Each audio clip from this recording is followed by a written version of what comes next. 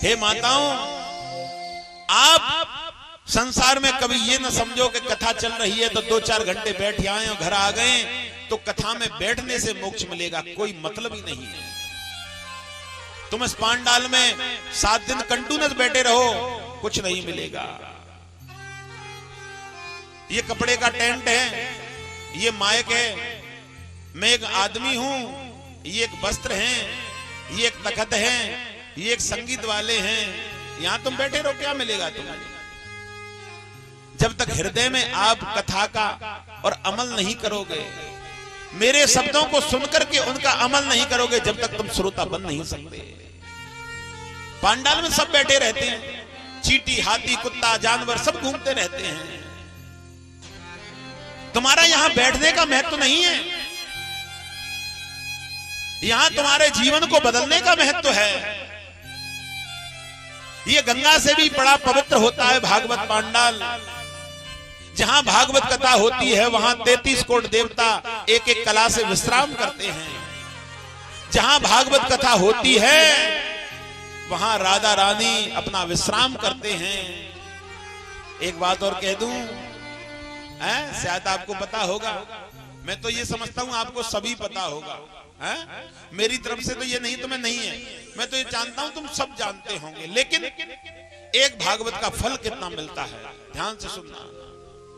एक भागवत का फल मिलता है जैसे 1.25 लाख सत्यनारायण भगवान की कथा करा ली हो, बोली वृंदावन बिहारी लाल। 1.25 लाख। एक भागवत का फल कितना मिलता है, मानो हमने 1200 अखंड रामायण की कथा करा दी हो। एक भागवत का फल कितना मिलता है, मानो हमने 9 गऊओं का दान कर दिया हो। एक भागवत का फल कितना मिलता है, मानो हमने 11 कन्याओं का विवाह कर दिया हो, बोली वृंदावन बिहारी लाल। ये भागवत कथा एक अवतार है कलयुग में।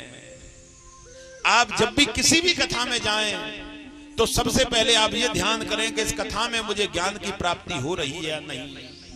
जब भी आप घर से निकलें तो अपने मन में वैराग धारण कर लें, क्योंकि जब तक घर से निकल करके तुम वैराग धारण नहीं करोगे, जब तक तुम श्रोता नहीं बन सकते। जब तुम्हारे शरीर में वैराग धारण हो जाएगा तो पांडाल में आते आते तुम्हें भक्ति प्राप्त होगी, बोली वृंदावन बिहारी लाल।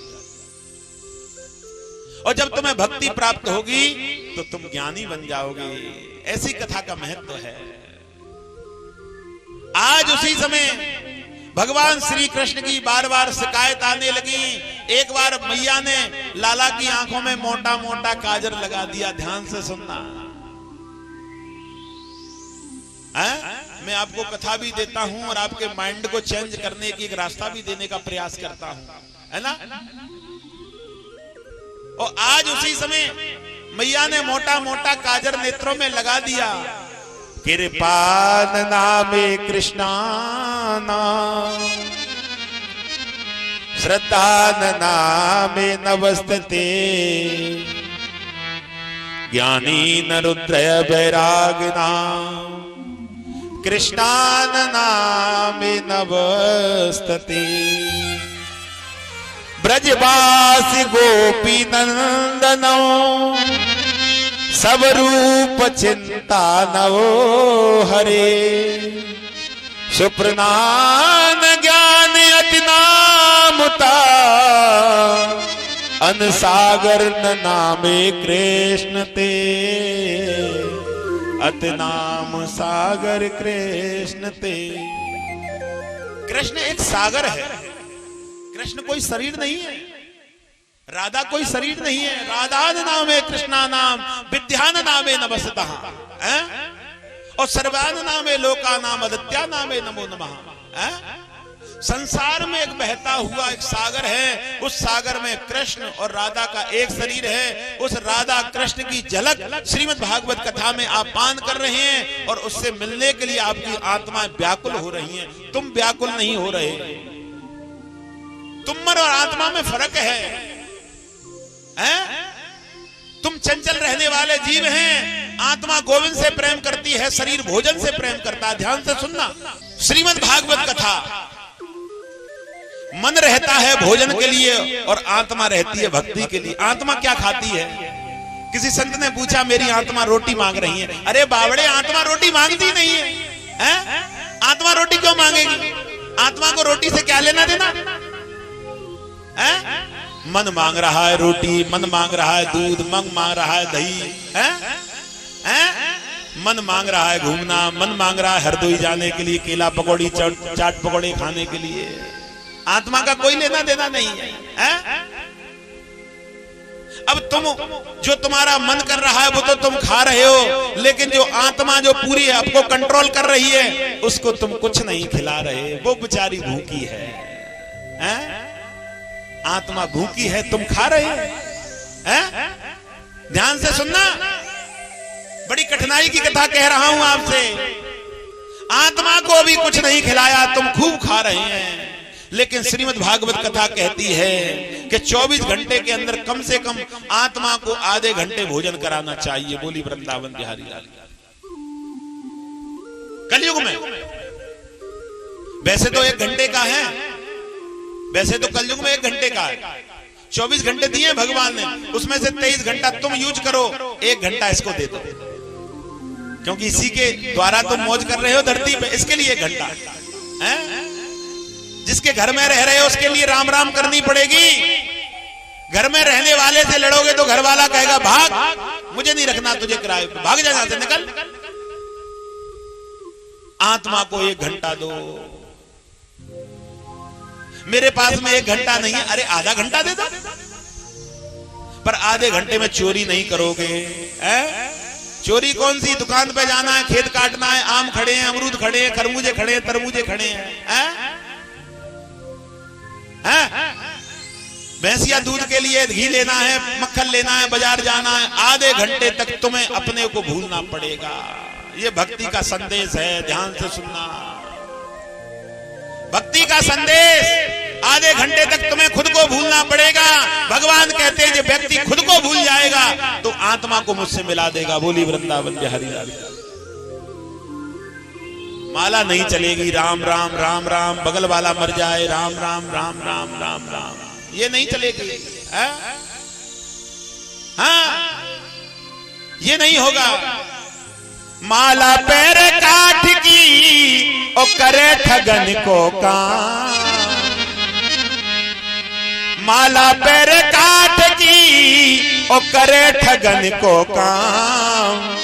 मैंने जानी कोई संत है पर भरी कपट की खान। इस माला से कुछ नहीं होगा, ऐसी माला में 25 डालू मतलब ही नहीं है। चंदन से पूरे शरीर को लंगलू मतलब नहीं है। चंदन और माला का भगवान का कोई लेना देना नहीं है।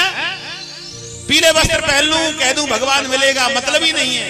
ये तो वस्त्र है, काले रंग में डालो काला हो जाएगा, सफेद में डालो सफेद हो जाएगा, पीले में डालो पीला हो जाएगा, गुलाबी में डालो गुलाबी हो जाएगा। जिस रंग में पटक दोगे कपड़े को वही रंग आ जाएगा। लेकिन आत्मा को रंग के रंग दो, इसके लिए आधा घंटा दो। जब तक व्यक्ति इसको आधा घंटा नहीं देगा, तुमने आत्मा को भूखा रखा है। जो आत्मा को भूखा रखता है उसकी मृत्यु भी सही नहीं होती। बोली वृंदावन बिहारी लाल। जिस व्यक्ति की मृत्यु सही हो, समझ लीजिए इसने अच्छे कर्म करे हैं। जिस व्यक्ति की मृत्यु हॉस्पिटल में सड़ते सड़ते मर जाए, समझ लेना सबसे बड़ा पापी था।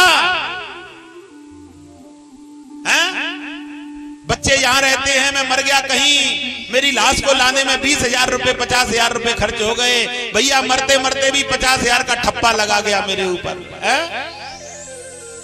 मरते मरते 50,000 का कर्ज करवा गया। कैसी आत्मा थी ये? हॉस्पिटल ले गए, डॉक्टर ने एक ही रात में 2 लाख का बिल बना दिया। सुबह मर गए, चलते चलते पहले ही मर जाता, एक दिन पहले 2 लाख तो बचते। दूसरे दिन मरा है, 2 लाख लग गए, कर्जा हो गया। क्योंकि तुमने आत्मा को चार्ज नहीं किया। तुमने तो खूब मौज मारी, लेकिन आत्मा भूखी डली रही।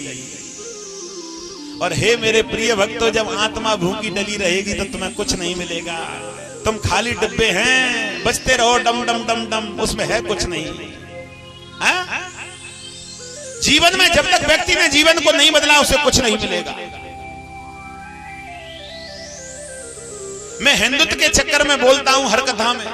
मैं यहां नहीं बोल रहा क्योंकि भैया पहली मुलाकात है, लेकिन मैं हर जगह बोलता हूं जो व्यक्ति इस भागवत का अपमान करता है वो हमारा सबसे बड़ा शत्रु है, क्योंकि हम वेद के कहने वाले हैं और हमारे वेद का कोई अपमान करे, व्यक्तियों को गलत रास्ता दिखाए। तुम तो विद्यार्थी हो, तुम कौन हो विद्यार्थी? मैं तुमसे कहूंगा इस वृक्ष की सेवा करो, ये भगवान है, तुम कर लोगे क्योंकि मैं वक्ता हूं। लेकिन गलत रास्ता दिखाने वाला पापी होता है, तुम तो विद्यार्थी हो। विद्यार्थी को गलत रास्ता दिखाने वाला पाप कर रहा है। लेकिन हम लोग आज से सामर्थ्यवान हो जाएंगे, हम लोग कठोर हो जाएंगे कि हम गलत रास्ते को अपनाएंगे नहीं, चाहे जिंदगी चली जाए हमारी। बोली वृंदावन बिहारी लाल।